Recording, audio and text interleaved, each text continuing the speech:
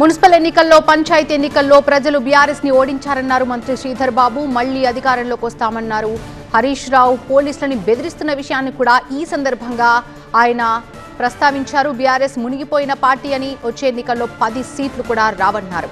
మీరు మళ్లీ వచ్చేది లేదు, హరీష్ రావు పోలీసులను బెదిరించడం కూడా మానుకోవాలంటూ హితవు పలికారు. గ్రామ పంచాయతీ ఎన్నికల్లో, మున్సిపల్ ఎన్నికల్లో ఈరోజు ప్రజలు ఏ విధంగా టీఆర్ఎస్ పార్టీకి సంబంధించిన నాయకత్వంపై ఇసికి ఏసారి ఏ విధమైన జవాబు చెప్పినరో మీరు అప్పుడే మర్చిపోయినరా అని అడుగుతా ఉన్నాం. మీ మునిగిపోయే కారుకి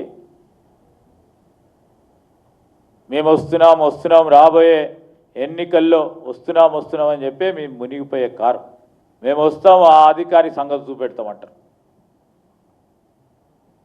మేము వస్తున్నాం ఖబర్దారని భయపెట్టించే కార్యక్రమం చేస్తూ ఉన్నారు. మీకు 10 సీట్లు కూడా రావు, 100 సీట్లు అని హరీష్ రావు గారు చెప్తా ఉన్నారే. ఇప్పటికైనా వాస్తవిక విషయాలు తెలుసుకొని మాట్లాడాలి.